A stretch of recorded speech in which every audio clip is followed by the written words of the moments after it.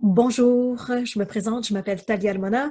Bienvenue dans les capsules Signé Laval et Théâtre Fêlé avec 7 artistes. Donc, vous aurez la chance de plonger dans l'univers de 7 artistes différents dans les prochaines semaines. Et cette semaine, on commence avec Maxime Montpérousse. Tom Tom, qu'est-ce que tu manges, toi? Du chien. Hein? Je mange du chien. Du chien chaud, un hot dog, là. Ketchup, relish, mayo, moutarde, chou. Chou, ça fait passer le goût du caniche, toi. Hey, laisse faire, là. Qui veut échanger mon lunch contre un coupon midi-bouffe, là? Ma mère m'a fait un Tupperware avec les restes d'ailleurs, puis ça me tente vraiment pas. Qu'est-ce que tu manges? Un pâté chinois au tofu. Oh, wesh! Hum. Pourquoi ta mère a pas mis de viande? On est végé. Mais là, t'auras jamais de muscles. Hein? Pourquoi? La viande, ça donne des protéines, puis c'est ça qui fait les muscles. En plus, le tofu, c'est fait avec des graines de soya. Puis le soya, ça contient des molécules qui sont comme de l'estrogène. C'est quoi ça, de l'estrogène? C'est l'hormone sexuelle féminin. Ben voyons, ma mère m'a jamais dit ça. Il paraît qu'avec toutes leurs affaires de contraception puis de menstruation, là, les filles, quand elles font pipi, elles polluent l'eau qu'on boit avec leur estrogène. C'est quoi une menstruation? C'est une bactérie dans la trompe de femme neuve des filles. Ça les fait saigner une fois par mois. Oh, ah! On dit trompe de Fallope. Anyway, dans moins de 20 ans, si les filles continuent à polluer l'eau potable, on va tous finir par devenir des femmes. Puis ils vont nous pousser des trompes de Fallope, puis on va tous saigner une fois par mois. Hein? Hey, on peut pas changer de sexe comme ça, là. Ben oui, il y en a plein qui le font. Mon père dit que c'est en mode même. Ben voyons, je veux pas devenir une fille. Pourtant, t'aurais des meilleures notes à l'école. Moi, j'en connais un qui serait content d'être une fille, en tout cas. Hein? Qui ça? Jérémy, Barbie Boy. C'est vrai ça, J-Boy. Pourquoi tu joues au Barbie? Je sais pas, là. Barbie, elle fait plein de trucs. Genre quoi? Ben, genre, elle peut être médecin, des fois elle est vétérinaire, des fois c'est une scientifique. Elle peut faire de la moto, du ski, de la planche à neige. Je la trouve nice parce qu'elle fait ce qu'elle veut. Elle s'arrête pas à une seule chose. T'as-tu vu leur... Ouais. Hein? C'est la première chose que j'ai regardée. Ça ressemble à quoi?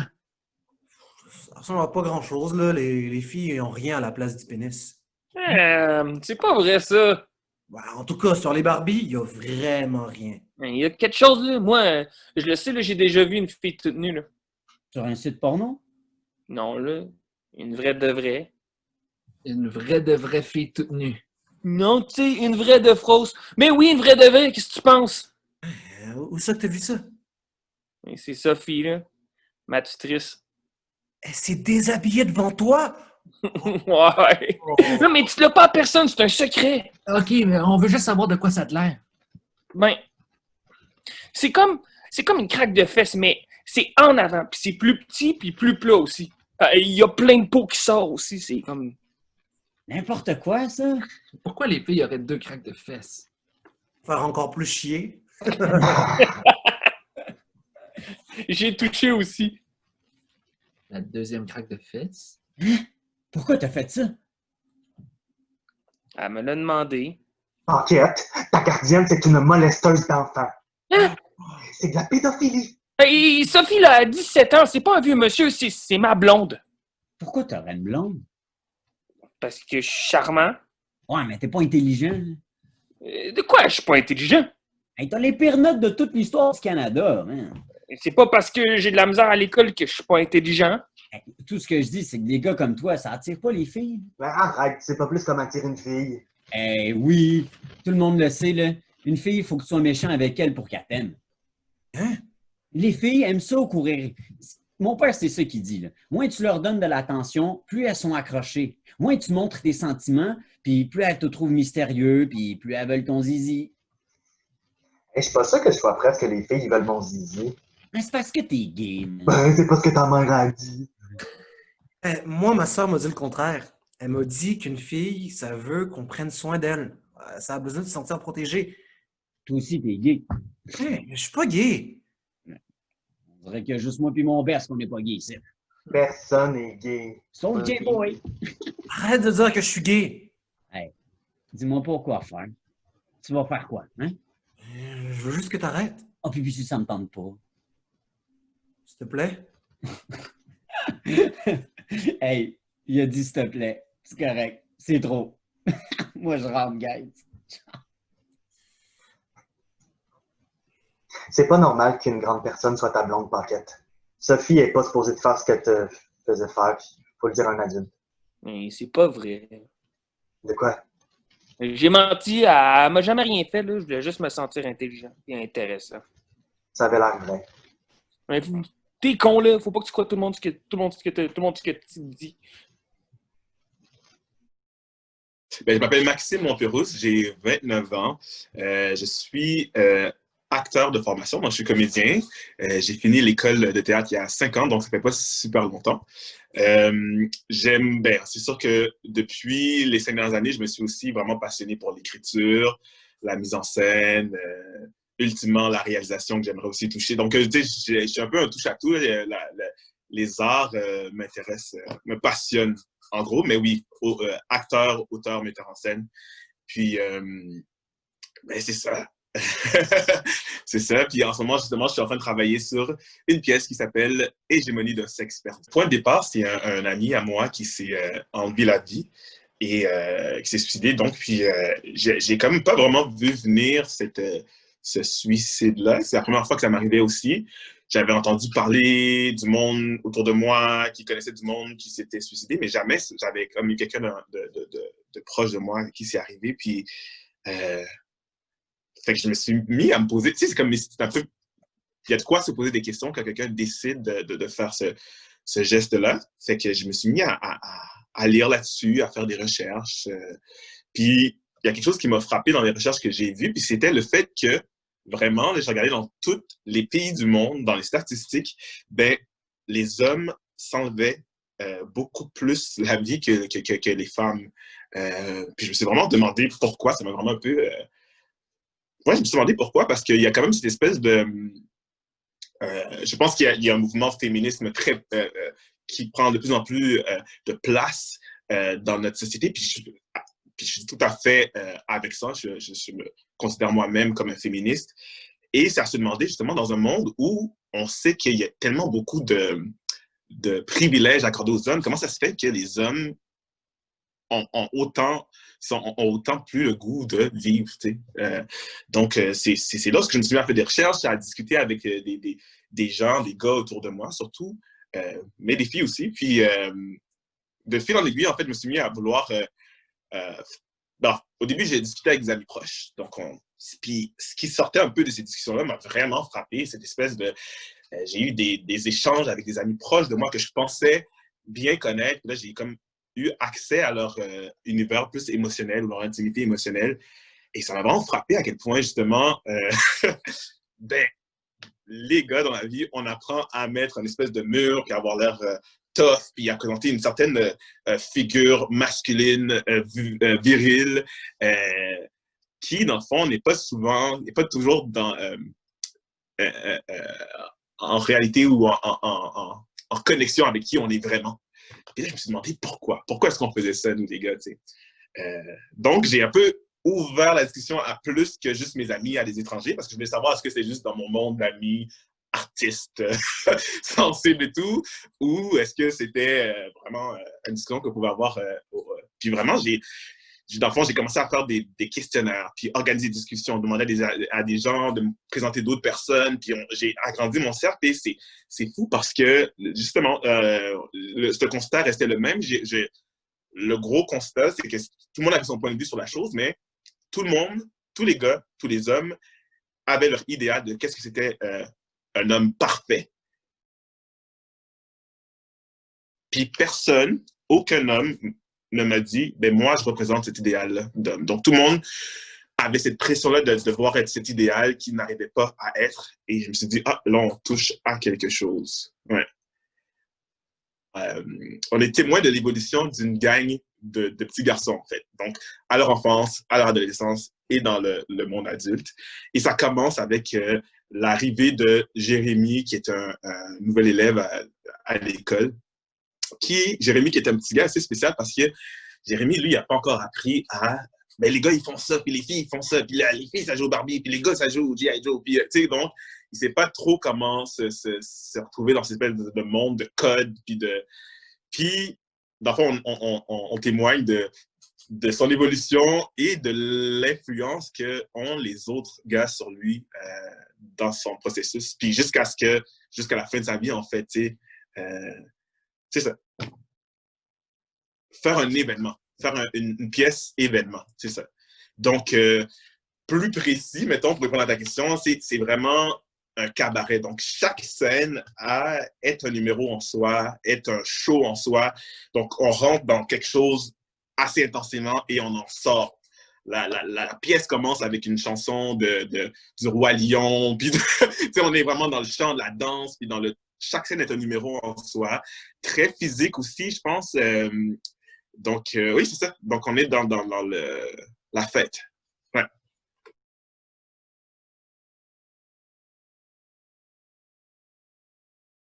J'aimerais, en fait, te proposer un petit atelier, Thalia. Dans le fond, j'aimerais savoir, en fait, ce serait quoi? Je voudrais voir ta description de toi. Pour toi, c'est quoi l'homme idéal? C'est quoi un homme idéal pour toi?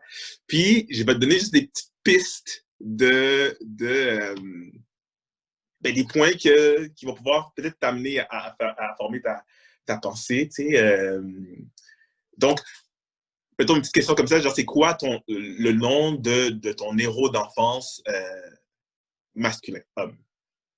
C'est quel genre à l'enfant, c'est quand tu étais enfant, c'était qui ton héros, là? Ça veut dire quoi pour toi le mot virilité? De voir qu'est-ce que ça peut t'emmener, est-ce que c'est quelque chose de positif pour toi? Est-ce que c'est quelque chose de négatif? Est-ce que ça existe pour toi la virilité? Est-ce que ça n'existe pas? Donc, maintenant, attends. Puis de savoir, pour toi, quand est-ce qu'on devient un homme dans la vie? À quel âge on devient un homme?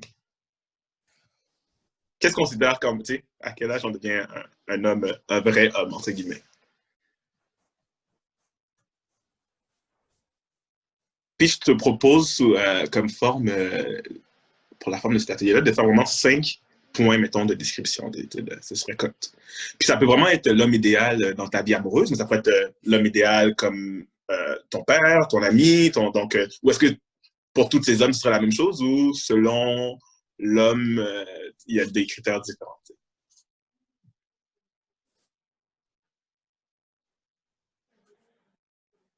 Est-ce que c'est clair? Oui. Là, j'ai besoin de temps pour y penser. Bien sûr, bien sûr, bien sûr. Donc, peux-tu me les répéter, héros? Oui, ton héros d'enfance masculin. Qu'est-ce que ça veut dire pour toi, la virilité? Puis, le dernier, c'était à quel âge on devient un homme?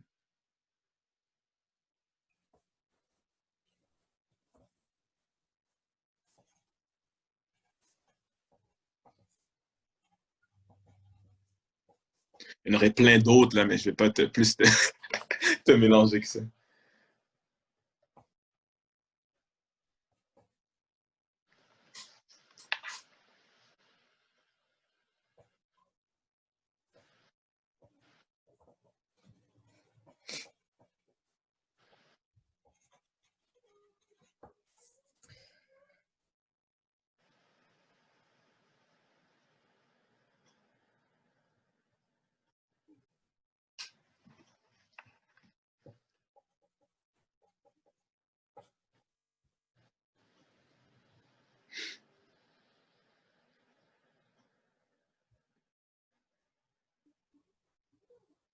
C'est le fun de devoir réfléchir, en tout cas.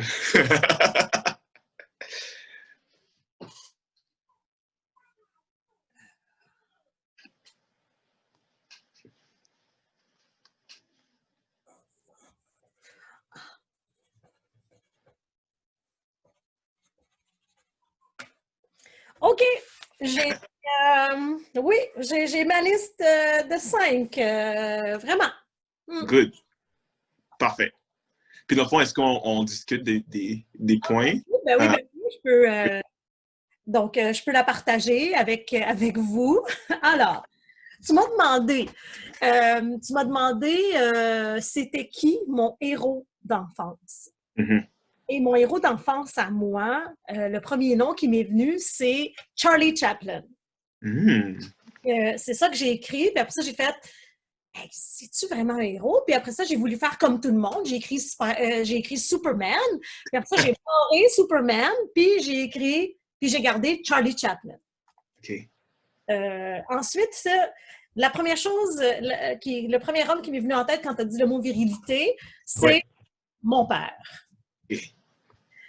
Après ça, ben, je me suis... Ah oui, à quel âge? Ah, ça, je trouve que c'est une très bonne question. À quel âge on devient un homme? Et moi, tu vois, j'ai écrit comme dans les contes initiatiques arabes et africains. C'est ça qui m'est venu en tête en premier. Puis j'ai fait, ben voyons, pourquoi tu écris ça? Pourquoi tu écris ça? Puis après ça, j'ai trouvé pourquoi. Puis c'est le point en commun, en tout cas, dans ceux que je connais, là, je ne dis pas dans tous les contes là, initiatiques, mais dans ceux que je connais, c'est quand on part en voyage. Puis j'ai fait, ah, c'est ça la réponse. C'est ça la réponse qui me demande le plus. Je trouve qu'on devient un homme quand on part en voyage. Quand on est prêt à partir en voyage, et bien sûr qu'on revient.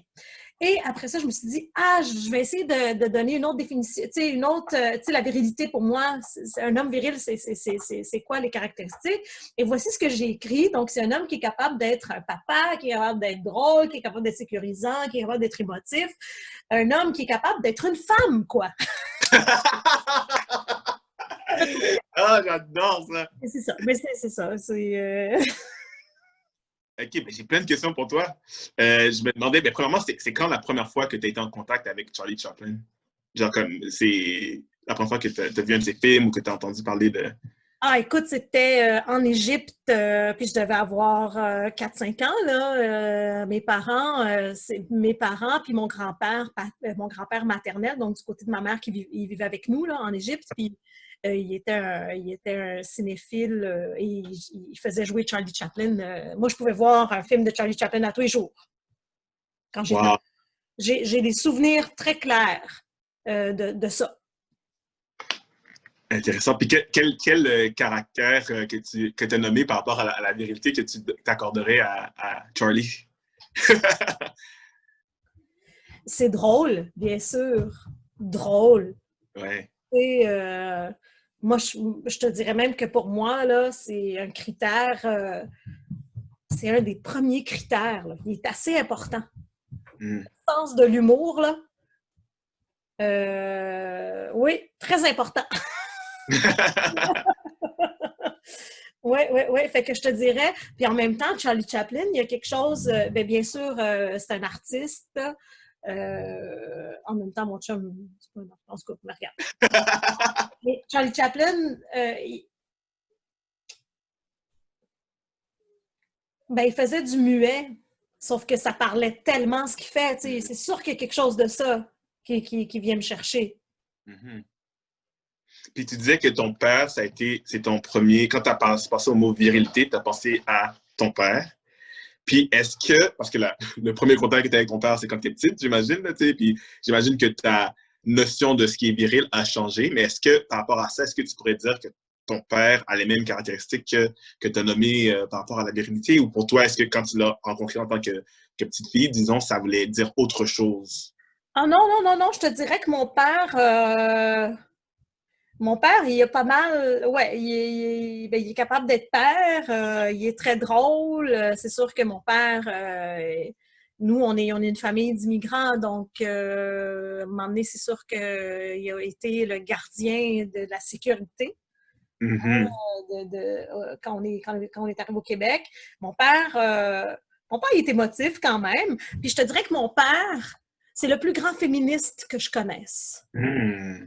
Tu sais, mon père, il a eu 3 enfants, 3 filles. Il n'y a pas, peut-être, tu me diras, pas le choix, peut-être. Comme ça. Mais je trouve ça intéressant, par exemple, parce que tu te dis, ben, dans le fond, c'est un gars qui n'a pas peur d'être une femme. Puis, tu sais, dans le sens que le fait que ton père t'a élevé à devenir la femme que tu es, ça veut dire beaucoup d'être capable d'avoir cette complexité dans une personne, d'être un homme qui a d'être une femme. Moi, je trouve ça, j'adore cette. Je vais la garder, puis ça va sûrement ça va sûrement m'aider à finir d'écrire ma pièce. Mais je trouve ça vraiment très beau, en fait. Tu sais. Puis, dernière chose que comme c'est pas une question, mais que j'ai le goût de nommer, c'est que je trouve ça le fun. Ça aussi, je vais le garder pour ma pièce, mais c'est le voyage, c'est le voyage initiatique, le fait de se dire, ben, quelqu'un qui n'a pas peur de quitter ce qu'il connaît, puis pour pouvoir faire un retour balancé. Je trouve ça le fun parce que c'est vrai que c'est ça, dans le fond, que malheureusement, des fois, on est comme figé dans quelque chose, on a peur de quitter pour aller voir ailleurs, pour pouvoir comprendre les choses. Je trouve ça vraiment beau. Puis quand on se dit que la vie peut être un long voyage, ça revient un peu à mon point de départ, là, par rapport au suicide, c'est de faire comme ben, quelqu'un qui n'a pas peur de vivre, de le faire, ce voyage-là, puis d'essayer de comprendre. Puis comme, en tout cas, je trouve ça super intéressant, en fait, cette espèce de... ouais, de dire, ben, on devient un homme quand on voyage, quand on sort de nos... ouais. Ben, cool.